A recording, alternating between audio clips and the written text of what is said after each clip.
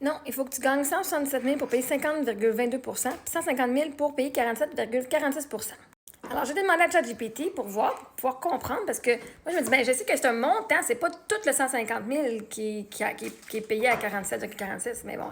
Ce commentaire parle des taux marginaux d'imposition combinés fédéral et provincial au Québec. C'est globalement vrai, même si c'est un peu simplifié. Je t'explique en détail pour que ce soit plus clair.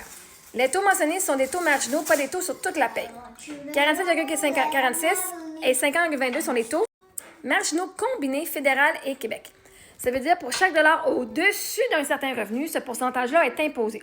Ce n'est pas que tu payes 47 ou 50 sur tout ton revenu, mais sur la tranche la plus haute. En 2025, au Québec, plus fédéral, combiné d'approximation, si tu as un revenu jusqu'à 53 000, tu vas payer à peu près 27 d'impôts. Si tu as ton salaire est de 53 à 100 000, tu vas payer 27 sur la première tranche et 37 pour la différence entre le 53 000 et le 100 000. Après ça, si tu fais un salaire entre 100 et 150 000, tu vas payer ton 27 sur la première tranche, 37 sur le 53 à 100 et de ton 100 à ton salaire, si tu as 149 000, bien, ça va être 49 000 qui va être payé, qui va avoir un taux de 43 C'est que là, si toi, tu ferais 1 million de dollars, tu aurais tout ça, plus la différence entre 1 million et 167 000 serait imposée à 50 Donc oui, la personne dans les commentaires a raison sur les chiffres. À partir de 150 000 tu rentres dans la tranche 47,46 À partir de 167 000 c'est 50,22 Important, c'est pas la même chose que l'impôt revenu sur ta paye. Sur la paye, les impôts sont estimés selon ton revenu annuel prévu. Si tu gagnes 50 000 par an, on te retient environ 25 à 30 Si tu gagnes 80 000, on te retient environ 45 à 50 mais à la fin d'année, lors de ta déclaration, on ajuste. Si tu as été trop retenu, tu as eu un remboursement. Si tu n'as pas assez payé, tu as un solde d'impôt à payer. Fait que si tu sais que tu vas faire plus que le montant, ben tu vas demander qu'il te donne un montant, qu'il te prenne un montant plus élevé sur ta paye à chaque fois.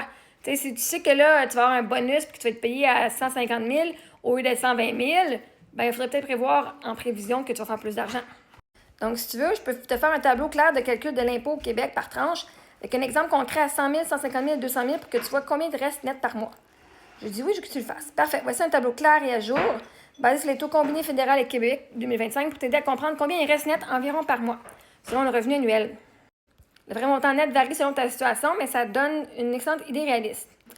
Donc, les impôts au Québec, si tu as 50 000, tu vas payer à peu près 13 000. Si ton revenu brut, c'est 75 000, tu vas payer environ 23 250. Si c'est 100 000, tu vas payer environ 36 000. 150 000, tu vas payer à peu près 60 000. Donc, il va t'en rester 90 000. À 167 000, tu vas payer 72 600. 200 000, tu vas payer environ 84 000. Donc, explication simple, le taux marginal de 47,46 ou 50,22 s'applique seulement sur la partie du revenu qui dépasse le seuil de 150 000 ou 177 000. Mais ton taux effectif réel sur tout ton revenu est plus bas, souvent entre 35 et 42. C'est pourquoi une personne qui gagne 200 000 ne paie pas la moitié de son salaire en impôt, mais plutôt environ 42 Oui, les chiffres du commentaire étaient bons, mais ce n'est pas tout ton salaire qui est taxé à 50 seulement la portion au-dessus de 177 000. Ton net dépend aussi de tes crédits, d'impôts, de tes REER et de tes déductions. Et c'est pour ça que quand tu as ta propre business, ben, il y a des gens qui vont payer moins d'impôts parce qu'ils ont beaucoup de déductions d'entreprise. Je veux dire, si c'est ta voiture, tu as un montant de ta maison qui est inclus, tes dépenses de fourniture, tes dépenses de développement professionnel. Toutes ces affaires-là, ça rentre dans tes déductions, donc ton salaire est réduit. Donc, tu payes moins d'impôts parce que ton salaire, techniquement, est réduit. Fait que merci beaucoup, Jessie Bianca.